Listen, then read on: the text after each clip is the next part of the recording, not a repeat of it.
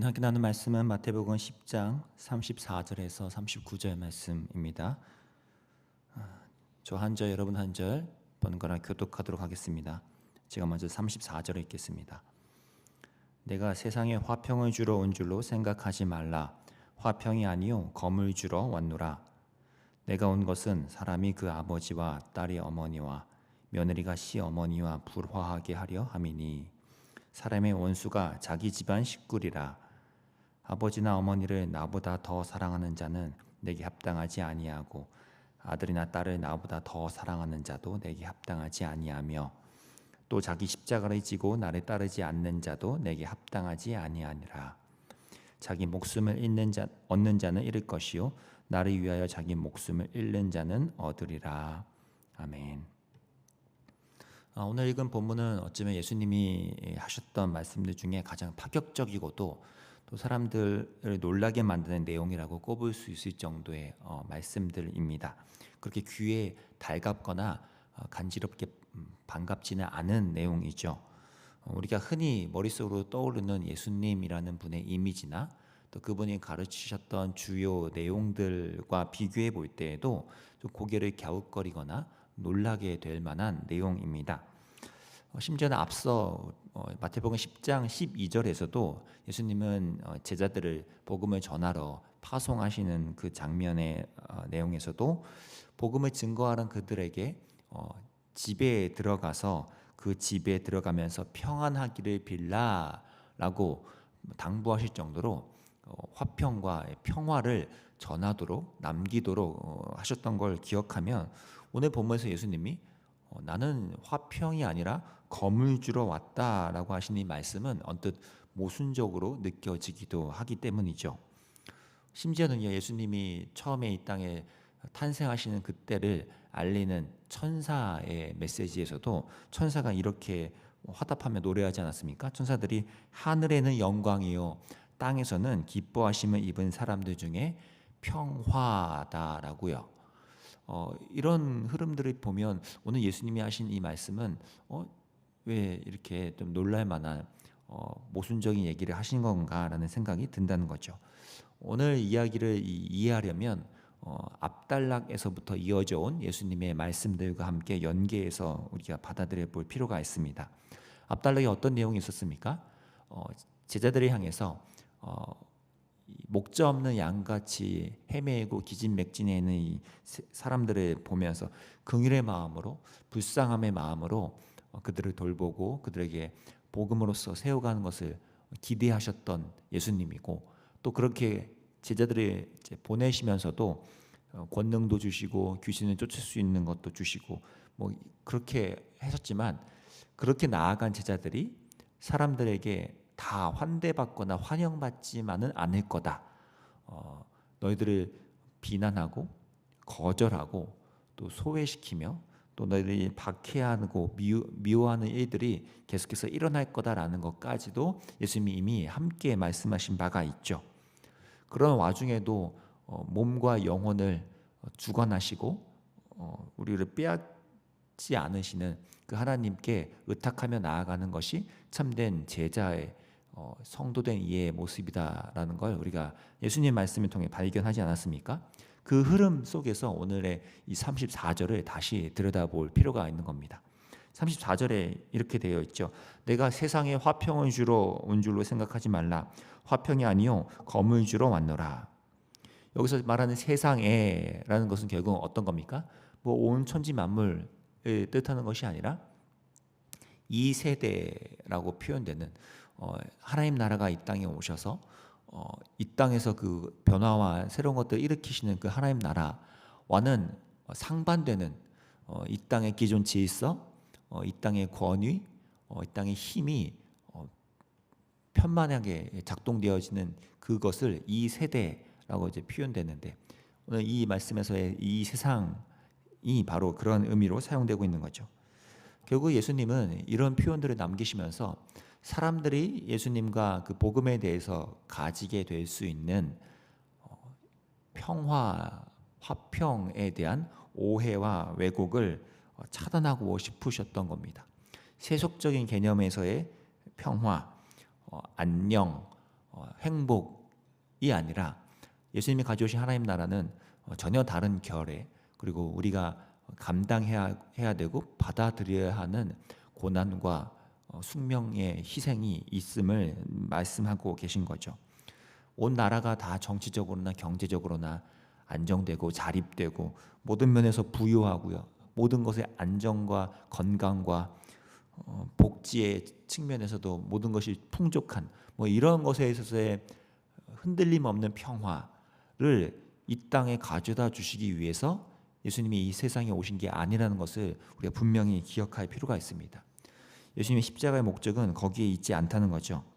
그러한 사람들의 오해된 기대와 눈빛을 사전에 차단하고 불식시키기 위해서 예수님은 구약에 예고된 말씀마저 인용하십니다. 오늘 35절 36절이 그건데요, 35절 36절이 사실은 미가서에 나오는 말씀과 인용된 이야기입니다. 제가 미가서 7장 6절에 읽겠습니다.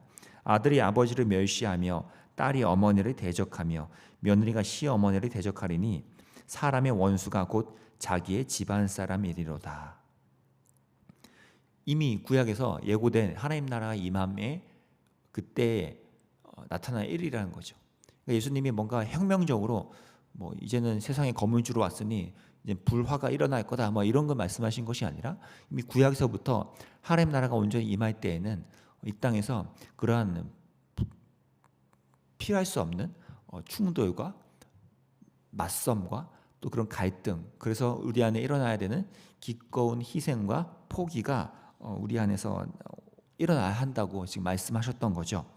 그런 측면에서 지금 기존의 전통들, 예수님이 말씀하셨던 기존 세상의 질서들은 다시 한번 하나님 나라와 충돌할 수밖에 없다고 지금 얘기하시는 겁니다. 예수님의 핵심은 37절 38절에서 더 강조됩니다. 제가 읽겠습니다. 아버지나 어머니를 나보다 더 사랑하는 자는 내게 합당하지 아니하고 아들이나 딸을 나보다 더 사랑하는 자도 내게 합당하지 아니하며 또 자기 십자가를 지고 나를 따르지 않는 자도 내게 합당하지 아니하니라. 지금 두 가지의 표현이 반복되어 증거되고 있죠. 나보다 더라는 표현과 내게 합당하지 않다라는 이 두 개의 표현이 강조되고 있습니다. 이 무슨 말일까요? 기존에 우리가 전통적인 인본적인 관념에서 오는 우리의 어떤 애착 또는 헌신, 거기에 쏟아지는 애정과 몰두, 이런 태도는 하나님 나라가 초청하고 요구하는 예수님의 제자로서 살아갈 때 오는 것과 충돌되고 상충되는 면들이 반드시 일어나게 된다라고 말씀하고 있는 거죠. 우리나라의 드라마나 영화의 소재에도 이런 부분들이 많이 언급되고 표현되잖아요. 우리나라는 교육열이나 이런 것들이 굉장히 큰 이슈니까 과잉된 자녀 사랑과 그런 애착, 그렇게 과몰입된 어떤 가족에 대한 헌신, 거기에 대한 투자, 그렇게 해서 서로 가족 간에서 부모 자녀 간의 관계에서의 너무 집착되어진 그런 모습들, 그런 것들이 드라마나 영화에서 다루어지고 있는데, 그런 걸 보면요, 우리는 항상 우리 안에서 있는 욕망들과 헌신과 애정과 집착은 늘 존재하고 있다는 겁니다. 우리가 이미 쏟고 있는 대상, 그렇게 이미 애정하고 애착하고 있는 그 무언가가 있죠. 이미 우리가 헌신하고 있는 대상이 있죠. 근데 그거에 대해서 예수님은 이제 다시 한번 우리의 헌신과 애정과 우리의 몰두의 대상과 길이 바뀌어야 함을 말씀하고 있는 것입니다.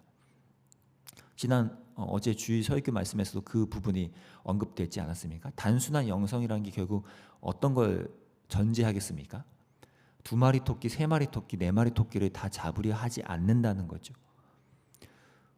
이미 내가 이런 거에 애정이 있고 집착이 있고 또 애착과 헌신을 쏟고 있었는데, 예수님의 복음을 받아들여서 나는 이 복음을 따라서도 살지만 내가 쏟고 있던 헌신과 집착도 포기하고 싶진 않아 라는 2마리, 3마리, 4마리 토끼를 계속해서 같이 잡으면서 예수님을 따르겠다라는 것 자체가 말이 되지 않는 어불성설임을 우리는 다시 한번 직면하게 됩니다. 예수님을 따른다는 것, 두 마리 세 마리 토끼를 다 잡으면서 이 땅에 있는 모든 것들도 누리면서 예수님도 따르는 그런 삶을 말하는 것이 아니죠. 우리가 하나님 나라에 들어간 자로 하나님의 자녀됨의 특권, 예수님의 제자가 된 이 특권에는 이미 그분의 십자가 고난이라는 희생과 영광이 포함된 특권입니다. 우리가 하나님의 아버지라 부르고 오늘 이 자리에 나와서 기도하시고 또 각자 말씀을 통해 하나님과 교제를 나누시며 또 예배를 통해 하나님을 경험하고 공동체 안에서의 행복을 누리는 것, 이 모든 하나님의 자녀된 특권에는 이미 예수님을 따르는 삶에서 찾아올 고난과 십자가라는 영광도 포함된 특권이라는 거죠. 그것을 걸러내고 따로 뺀 채 누리는 하나님의 자녀된 특권이 아니고요. 그 특권 안에는 반드시 그리스도를 따르는 데 찾아오는 숙명과 같은 희생과 헌신과 고난과 포기가 포함되어져 있는 특권이라는 것입니다. 예수님이 결국 결론적으로 말씀하신 오늘 39절 말씀에서도 그것을 증명해 주죠. 자기 목숨을 얻는 자는 잃을 것이요 나를 위하여 자기 목숨을 잃는 자는 얻으리라. 결론이 뭡니까? 예수님을 위하여 기꺼이 십자가의 길을 가는 자는 얻는다는 거예요. 우리가 오히려 얻는다는 겁니다.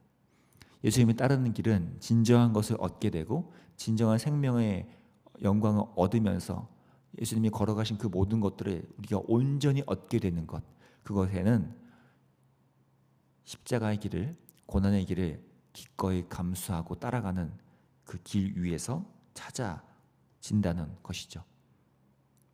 오늘 저와 여러분이 그러한 십자가의 길, 고난의 길을 함께 포함된 하나님 자녀된 특권으로 누리고 또 우리 사랑하는 아이들, 다음 세대 아이들에게도 그런 복음을 온전히 전할 수 있고 또 가르칠 수 있는 저희가 되기를 원합니다. 이번 2월 달에 수련회가 진행되고 있고 또 계속해서 다음 세대 예배와 양육을 통해 복음이 전해질 때에도 이렇게 복음이 온전하게 아름답고 행복한 자녀된 특권에는 반드시 십자가와 고난이라는 것이 함께 담겨져 있음을 나눌 수 있는 저희가 되기를 원합니다. 함께 기도해 주시면 좋겠습니다. 기도하겠습니다.